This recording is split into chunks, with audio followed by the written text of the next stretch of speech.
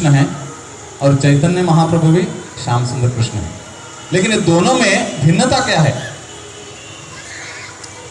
एक जो है वृंदावन के विरह में है। कौन है बताइए, कौन है? वृंदावन के विरह में कौन है? जगन्नाथ जी है। और दूसरे हैं कृष्ण के विरह में, वो है चैतन्य महाप्रभु। चैतन्य महाप्रभु यहाँ पे राधा भाव में आए हैं। राधा भाव द्युति सुललितम नवमी कृष्ण स्वरूपम। भगवान चैतन्य महाप्रभु राधा भाव में आए हैं। वो सोच रहे थे कि राधा रानी इतने आनंद क्यों ले रही है मेरा सेवा में, क्योंकि भगवान रहेंगे तो भगवान सेवा का भी आनंद लेना चाहते थे। इसलिए वो भक्त के रूप में आते हैं और भगवान का सेवा करते हैं और उसका आनंद ले रहे हैं। ये चैतन्य महाप्रभु का रूप है। ये उनमें दो भिन्नता है। ये दोनों हमको सिखा रहे हैं हमें कृष्ण के विरह में हर वक्त जो है कृष्ण का नाम के गुणगान करते रहना चाहिए। जगन्नाथ जी हमें सिखा रहे हैं कि हमारा घर को हमको नहीं भूलना चाहिए हर वक्त। और चैतन्य महाप्रभु बोलते हैं हम हरिनाम जो है हमारा जिह्वा पे हर वक्त रहना चाहिए। जब चैतन्य महाप्रभु वृंदावन में आए थे और सीधा जाके गरुड़ स्तंभ के वहां पे खड़ा रहते थे और भगवान को देखते थे। हम जाते हैं, यात्रा में जाते हैं तो आगे से आगे जाना प्रयास करते हैं। कोई आगे जाते हैं तो उनको धक्का मार के आगे जाते हैं, देखते भी नहीं है। कोई बुजुर्ग लोग हैं, वरिष्ठ वैष्णव हैं, माता जी लोग हैं, किसी को देखते नहीं, बच्चे हैं। हम लोग दर्शन का प्यासी रहते हैं और दर्शन लेने के लिए आगे भागते हैं। लेकिन वास्तव में इधर चैतन्य महाप्रभु दिखा रहे हैं, उनको बोल रहे हैं कोई आप आगे जाके दर्शन क्यों नहीं ले रहे हैं? चैतन्य महाप्रभु बोलते नहीं, मैं दर्शन लेने का लायक नहीं हूँ, मैं इतना मेरा अंदर योग्यता नहीं है। इसलिए वो गरुड़ स्तंभ के पास आके खड़ा रहते हैं। आज भी हम लोग जगन्नाथपुरी में जाएंगे, गरुड़ स्तंभ में चैतन्य महाप्रभु का हाथ का निशाना अभी भी हमें देखने के लिए मिलता है, क्योंकि इतने भगवान के प्रेम में वो रहते थे। वो जो पत्थर भी पिघल जाता था जहाँ पे वो हाथ रखते थे। तो वो ये दर्शाना चाहते थे जगन्नाथ जी कि हमारा कोई योग्यता नहीं भगवान को देखने के लिए। भक्ति सिद्धांत सरस्वती भी बताते थे अगर भगवान को देखने का आप प्रयास मत करो। अगर आप भगवान को देखना है तो ऐसे कुछ काम करो ताकि भगवान आपको देखे।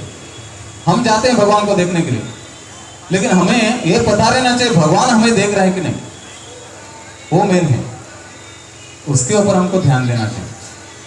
इसलिए हम लोग चैतन्य महाप्रभु का इस जो शिक्षा को ग्रहण करना चाहिए।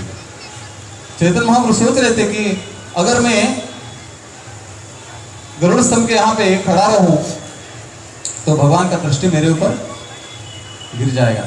क्यों गिरेगी? क्योंकि गरुड़ जी है भगवान के शुद्ध भक्त है, भगवान जरूर गरुड़ को देखने वाले हैं। और जगन्नाथ जी के आंख आपने देखे हैं, कितने बड़े बड़े आंखें हैं। अगर जगन्नाथ जी जब गरुड़ जी को देखेंगे तो जरूर उनके दृष्टि जो मेरे ऊपर गिरेगी। इसलिए भक्तों का सहारा जगन्नाथ जी ने लिया, चैतन्य महाप्रभु ने लिया।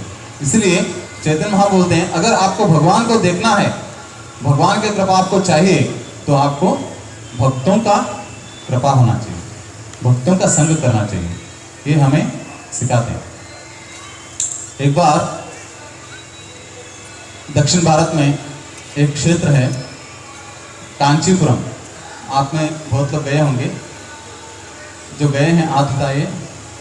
कांचीपुरम में कौन से भगवान रहते हैं? वरदराज जी रहते हैं, स्वयं भगवान कृष्ण हैं, वरदराज के रूप में रहते हैं। वरदराज का मतलब है वरदान देने में वो राजा है। उनके हाथ ऐसे हैं, बहुत बड़ी मूर्ति, लंबी मूर्ति है भगवान की, और हाथ ऐसे खड़े हैं। उनके हाथ के ऊपर, हथेली के ऊपर लिखा है माँ शुचर। आप लोगों ने, बहुत लोगों ने भगवत गीता पढ़ी होगी, उसमें 18वें अध्याय के 67वां श्लोक में लिखा है सर्वधर्मान परित्यज्य माम एकम शरणम व्रज। अहम त्वाम सर्व पापेभ्यो मोक्ष ऐस्यामि मा शुच। आपका रक्षण करने का जिम्मेदारी मेरा है। आप सर्व धर्म को त्याग कर दो और मेरा शरण में आओ। बहुत लोग ये श्लोक सुन के गलत उसका इस्तेमाल भी करते हैं। सर्व धर्म का त्याग करो, धर्म ही छोड़ देते हैं। भगवान सर्व धर्म का त्याग करने का मतलब यह है, आप जो समझ रहे हैं धर्म, उस धर्म को त्याग दो। वास्तव में धर्म क्या है? धर्मस्तु साक्षात भगवत प्रणीतम। भगवान को प्रसन्न करना, भगवान के लिए जो कार्य करते हैं उसको बोलते हैं धर्म। यहाँ पे भगवान बोलते हैं मेरा शरण में आओ। वास्तव में वही धर्म है, लेकिन आप वो धर्म को समझ नहीं पा रहे हो। इसलिए आप जो समझ रहे हैं धर्म को, उस धर्म को त्याग के मेरा शरण में आओ और आपका रक्षण करना मेरा जिम्मेदारी है। इसलिए वरदराज जी जो हाथ खड़े करके खड़े हैं, वहाँ पे एक भक्त है, उनका नाम है, भक्त थे, उनका नाम था कांचीपूर्ण। ये जो कांचीपूर्ण जो है, भगवान को हर वक्त पंखे करते थे। वहाँ पे बहुत गर्मी होती है, ये तमिलनाडु साउथ में आता है, आप जाएंगे तो गर्मी का दिन बहुत गर्म होता है वहाँ पे। तो भगवान को हर वक्त जो पंखे करते रहते थे।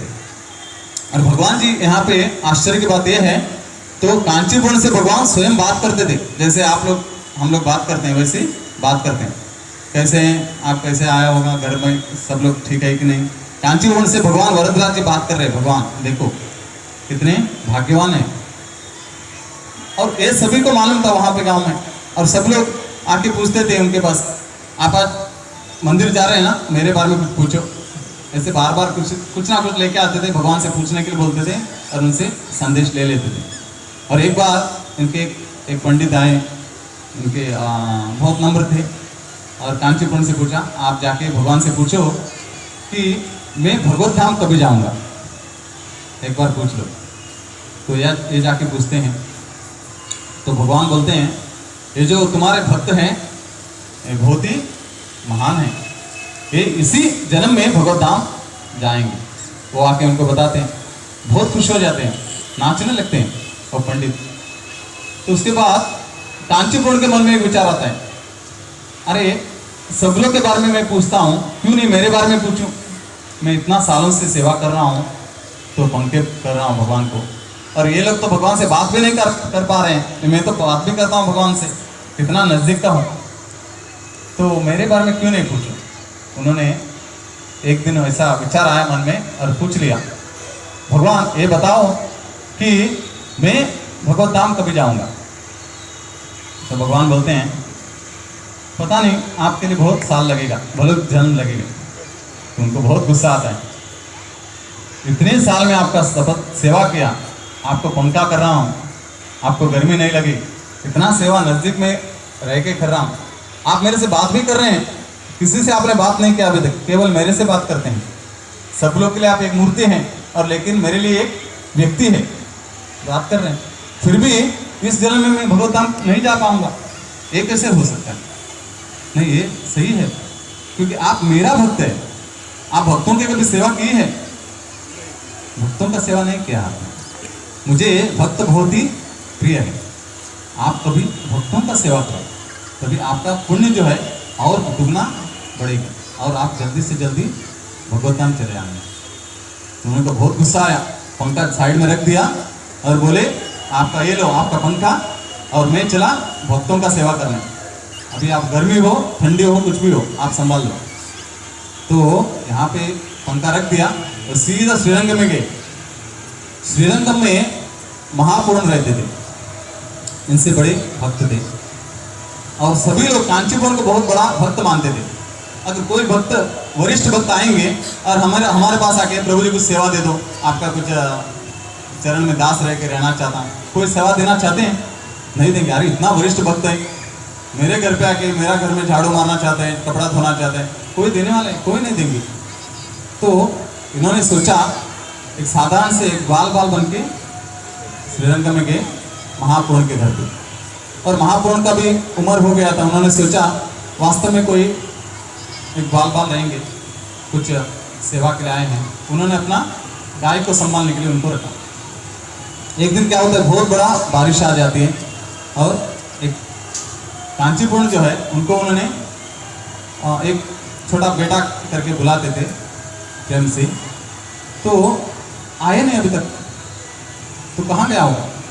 नाम पिल्लई वहाँ का भाषा है, प्रभु जी जानते होंगे तमिल भाषा, पता नहीं। नाम पिल्लई का मतलब बच्चा। जो नाम पिल्लई वो चिल्लाने लगे, कहाँ है आप? तो बहुत टाइम के बाद वो आ गए। आते बहुत भीग गए थे, उन्होंने सोचा कपड़ा चेंज कर लूँ, उनके पास दूसरा कपड़ा नहीं था।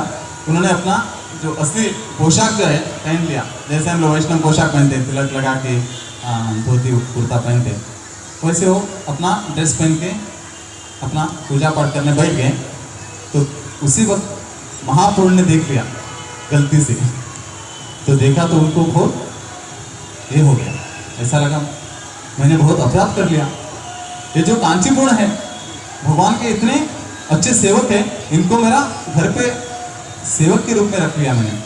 तो उन्होंने तुरंत उनसे माफ़ी मांगा और उनको तुरंत पल्लकी के ऊपर बिठा के सीधा कांचीपुरम लेके गए वापस। तो वहाँ पे जाने के बाद भगवान से वापस कांचीपुरम पूछते हैं, क्या मैं अभी भगवत धाम जा सकता हूँ? हाँ, आपके टिकट अभी कंफर्म है। इतना टाइम वेटिंग लिस्ट में था, लेकिन आप अभी भगवान का भक्तों का सेवा करके आए हैं नम्रता से, आपका टिकट अभी स्पेशल। एक बार हमारा भी टिकट कैंसिल होने का तैयारी में था तो एक प्रभु जी बोले, मैं रेलवे में काम करता हूँ। तो लास्ट मोमेंट में उन्होंने अपना रेलवे का एक डब्बा था, उसमें वृंदावन जाने का, हमको बरसाना जाने का था। तो उन्होंने लास्ट मोमेंट में हम लोग हमारा 1-2 टिकट रेडी करके रखा। तो उनका जो रेलवे वालों का एक डब्बा रहता है उसमें। वैसे अगर भगवान जो है यहाँ पे भक्तों का सेवा किया, तुरंत उनका टिकट रेडी कर लिया उन्होंने, आप भगवत धाम जाने के लिए अभी तैयार है। तो ये चैतन्य महाप्रभु जगन्नाथपुर में ये दिखा रहे थे कि गरुड़ जी है भगवान का भक्त है, मैं भक्त नहीं हूँ। देखो भगवान स्वयं भक्त के रूप में आए हैं और हमें सिखाना चाहते हैं। हमें ऐसा नहीं सोचना चाहिए मैं भक्त हूँ, हम सोचना चाहिए सभी लोग भक्त हैं, हम उनके दास हैं। अगर भक्तों का सेवा करेंगे तो ही भगवान प्रसन्न हो जाएंगे। इसलिए वो हर वक्त जो है गरुड़ जी के पास खड़ा रहते थे। और हम कौन होते हैं? भगवान का दर्शन करने वाले। भगवान का दर्शन करने का हमारा कोई योग्यता नहीं है। एक बार मिथिला में एक व्यक्ति थे, उनका नाम था उदयन आचार्य। ये उदयन आचार्य जो है वो बहुत बड़ा पंडित थे, सब शास्त्र का ज्ञान था। ये उदयन आचार्य सोच रहे, एक बार पढ़ रहे थे, पढ़ते पढ़ते अलग अलग पुराण पढ़ते पढ़ते स्कंद पुराण में पहुंच गए। ये जगन्नाथ जी का जो यहाँ लीला का महिमा ज़्यादा करके आप लोग को स्कंद पुराण में मिलेगा। तो जो स्कंद पुराण में पढ़ रहे थे तो उनको जगन्नाथ जी का लीला पढ़ने लगे। तो वहाँ पे लिखा था, एक बार भी कोई भगवान का दर्शन करेंगे, कितने भी पापी क्यों ना हो, कितने भी उन्होंने पाप क्यों नहीं किया हो, पूरे जल में नहीं तो इस जल में भी, अगर दर्शन एक बार उन्होंने किया तो उनके लिए भगवत धाम का टिकट निश्चित है। ये वाक्य उन्होंने पढ़ लिया तो उनको हजम नहीं हुआ बात। अरे मैं तो इतना बड़ा पंडित हूँ, इतना शास्त्र का अध्ययन किया है, ये कैसे हो सकता है? कोई भी पापी व्यक्ति जगन्नाथ का एक बार दर्शन करता है और सीधा भगवत धाम चले जाता है, इतना कैसे हो सकता है? उनके विश्वास नहीं था। लेकिन वो जगन्नाथपुरी गए नहीं थे, वो जाना चाहते थे, क्योंकि मेरा लाइफ में मुझे जगन्नाथपुरी में भी जाना चाहिए, नहीं तो कुछ मिस किया मैंने, ऐसा उनको लग रहा था। जगन्नाथपुरी में मैं जाऊंगा, दर्शन भी करूंगा, लेकिन उनको विश्वास नहीं था। केवल दर्शन मात्र से भगवत धाम जाना ये तो मुश्किल है, उनको विश्वास नहीं था। जैसे वो जगन्नाथपुरी गए, उस वक्त जो है जगन्नाथ का दर्शन का बंद होने का वक्त था, उनको उस दिन दर्शन नहीं मिला। वो सोच रहे थे अगले दिन ले लेंगे, आज तो दर्शन बंद हो गया। तो गए अपना जो वो रहते थे वहाँ पे चले गए। दूसरा दिन वो पूजा करके आ रहे थे, उसके पहले यहाँ पे क्या हुआ, सुबह पंडालों भगवान का दर्शन का दरवाजा खोलने के लिए इतना प्रयास कर रहे हैं, दरवाजा खुल नहीं रहा है। कितने प्रयास किया, दरवाजा ही नहीं खुलता है। तो सभी वहाँ के राजा को बुलाया, राजा ने अपने पूरे सैनिक को बुलाए, पूरे सैनिक अपना पूरा प्रयास कर रहे हैं, दरवाजा खुल नहीं रहा। जब जगन्नाथ जी एक पंडा के सपने में आके बताते हैं, एक मिथिला से एक पापी जगन्नाथपुरी में आए हैं, एक काम करो आप लोग जाके उस पापी को ढूंढो, उनका नाम है उदयन आचार्य, उनको इस जगन्नाथपुरी से जब आप पार नहीं करेंगे तब तक एक दरवाजा खुलेगा नहीं। तो यहाँ पे सब लोग उदयन आचार्य कहाँ है सब ढूंढने लगे, सब लोग का मंदिर के सामने इकट्ठा हो गए, सब लोग चिल्ला रहे हैं उदयन आचार्य कौन है, उनको ढूंढो जाओ।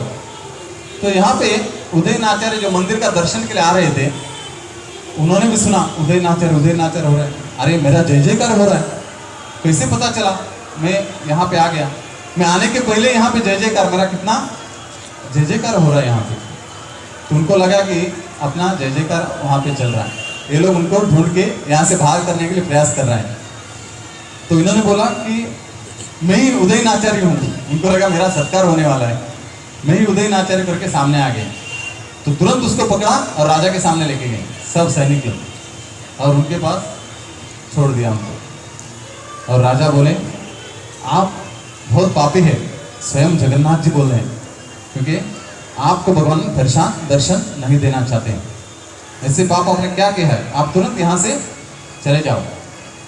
तो वहाँ पे वो माफ़ी मांगते हैं और भगवान का और सभी भक्तों का चरण में गिरते हैं और माफ़ी मांगते हैं, मैंने बहुत गलती किया है, आप कृपा करके मुझे क्षमा कर दो। सभी पंडा लोग उनको क्षमा करते हैं, तभी भगवान का दर्शन जो खुलता है और वो भगवान के दर्शन करते हैं। ये जो है भगवान की कृपा है, ऐसे सोचो मत कि जगन्नाथपुरी जाएंगे और भगवान का दर्शन हमको मिल जाएगा, ये भगवान दिखाना चाहते हैं। जब तक हम लोग नम्र नहीं बनेंगे और भगवान का जो शब्द का ऊपर विश्वास नहीं रखेंगे, तब तक हम वो भगवान का दर्शन नहीं कर पाते हैं।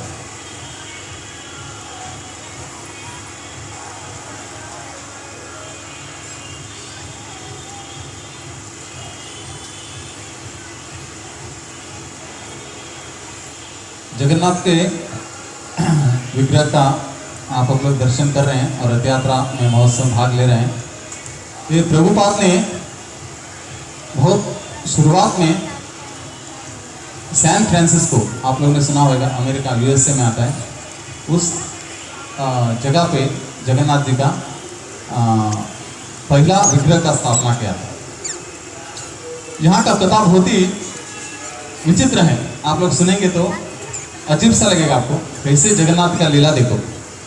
यहाँ पे जो मालती माता जी प्रभुपाद के शिष्य और श्याम सुंदर जी थे, वो बहुत ही छोटे थे उस वक्त, 40-50 साल पहले की बात है।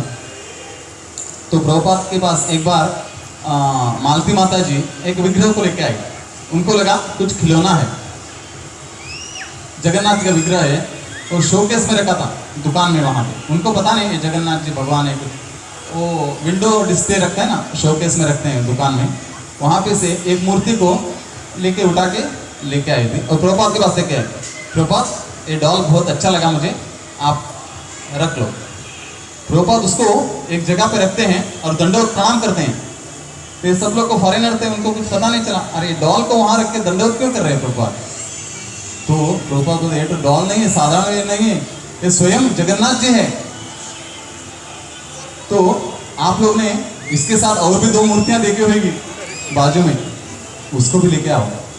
यहाँ पे कुछ गड़बड़ हो गया था, क्योंकि मालती माता जी के पास पैसा नहीं था लक्ष्मी नहीं थी, दुकान में घूम रही थी, और बच्चे लोग का पता है, बच्चे लोग भी बड़े लोग भी थोड़ा अच्छा कुछ चीज़ देखा, पैसा नहीं है तो उठा के लेके आते हैं अगर चांस मिला तो यहाँ पे चुपचाप वो चुरा के लेके आई थी मालती माता जी।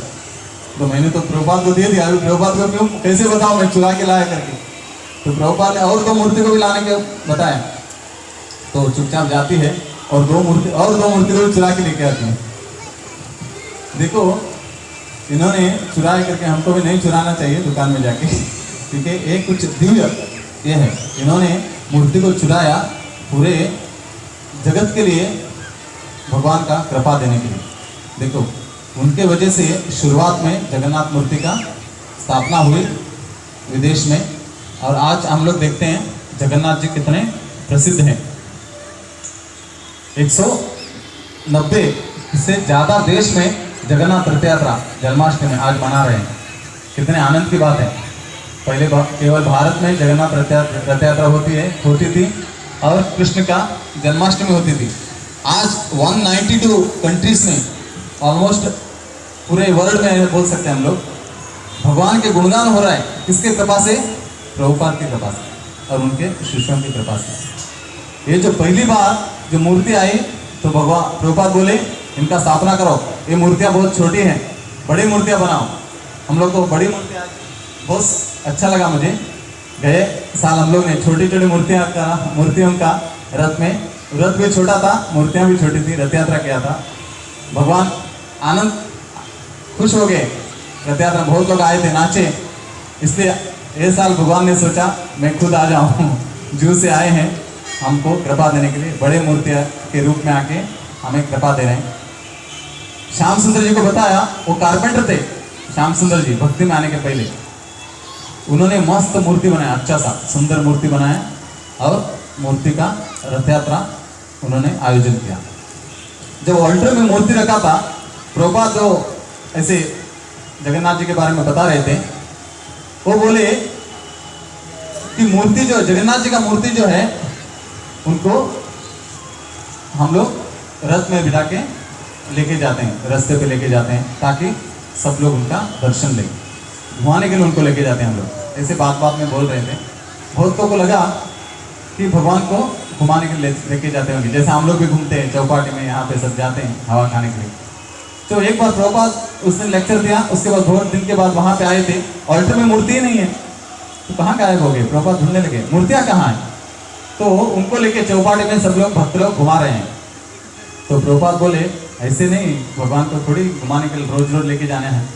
भगवान को साल में एक बार रथ यात्रा महोत्सव बनाना और रथ के ऊपर बिठा के उनको घुमाने का है। ऐसे लेके आप लोग घूमते हुए सब भगवान को घुमाने का नहीं है। तो भगवान प्रभुपाद जो उनको शिक्षा दे रहे थे। आज प्रभुपाद की कृपा से हम लोग इस रथ यात्रा का महोत्सव का आनंद लिया, सब लोग उसके सामने नाचे। और एक कहानी मुझे विदेश का जो भक्तों का याद आ रहे हैं, पता नहीं कितना वक्त हुआ है।